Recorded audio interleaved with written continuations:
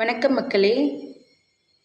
இன்றைக்கி நான் ஒரு செயின் பற்றி காமிக்க போகிறேன். இது தங்கமயிலில் செப்டம்பர் 6 நடந்த செயின் மேலால் நான் வாங்கின செயினை பற்றி உங்களுக்கு காமிக்க போகிறேன். இந்த செயின் தான் நான் தங்கமயிலில் செயின் மேலாக்கு வாங்கின செயின்.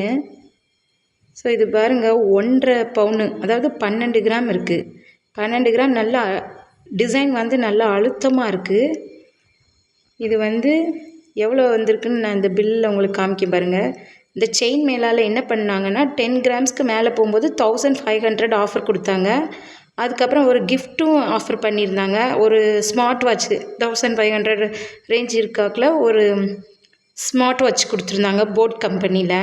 ஸோ இந்த பில் உங்களுக்கு காமிக்கிறேன் பாருங்கள். இதுதான் தங்கமயிலோட பில்லு. இங்கே பாருங்கள். இது இப்போ நமக்கு கவர்மெண்ட் இந்த ஜிஎஸ்டியை குறைச்சி 1.5 கொடுத்துருக்காங்க. அதுவே நமக்கு ஓரளவுக்கு ப்ராஃபிட்டாக இருக்குது. முன்னாடி 3% இருந்தது, இப்போ 1.5% கொடுத்துருக்காங்க. இந்த சிங்கப்பூர் பால் செயின் இதோட வெயிட் பாருங்கள், 12 கிராம் 380 மில்லிகிராம் இருந்துச்சு.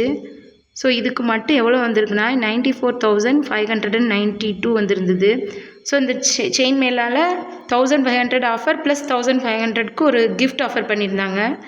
ஸோ மற்ற கடையை பார்க்கும்போது இவங்க வேஸ்டேஜ் குறைக்கிற மாதிரி தெரியல. இதுக்கு 14%, இந்த பால் செயினுக்கு 14% வேஸ்டேஜ் கொடுத்துருந்தாங்க. கொஞ்சம் அதிகம்தான்.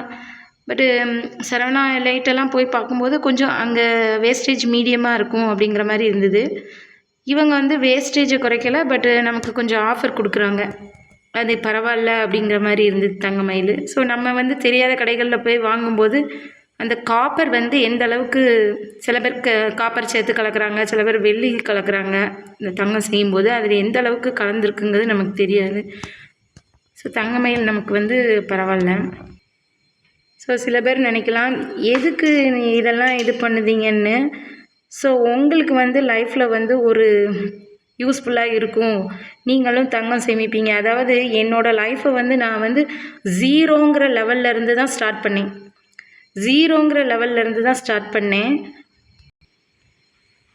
அப்போ நான் என்னோடய லைஃப் ஜீரோவில் இருந்தாலும் என் கையில் இருந்த தங்கம் தான் எனக்கு ஒரு ஃபஸ்ட்டு இன்வெஸ்ட்மெண்ட்டாக இருந்தது. ஜீரோ மீன்ஸ் அதாவது இருக்கவே வீடு இல்லைங்கிற லெவலில் ஆரம்பித்த லைஃப் தான்.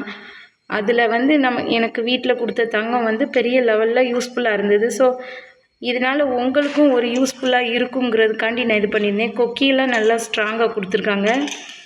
செயின் நல்லா ஒரு நல்ல இப்போ ரீசெண்டாக ஃபேன்சி மாடலில் நல்லா கொடுத்துருக்காங்க. ஸோ தங்கத்தை சேமிக்கிறதுக்கு வழி நமக்கு சின்ன லெவலில் தங்கத்தை சேமிக்கலாம். அதுவே பெரிய லெவலாக போகும்போது நமக்கு லேண்டில் இன்வெஸ்ட் பண்ணும்போது அது நமக்கு ஒரு பெரிய யூஸ்ஃபுல்லாக இருக்கும். ஸோ இதுதான் என்னோடய கோல்டு கலெக்ஷன். நெக்ஸ்ட் ஒன்று பார்ப்போம். உங்களுக்கு யூஸ்ஃபுல்லாக இருந்தால் சப்ஸ்கிரைப் பண்ணுங்கள். தேங்க்யூ. உங்களோட கருத்துக்களையும் கமெண்ட் பண்ணுங்கள். தேங்க்யூ.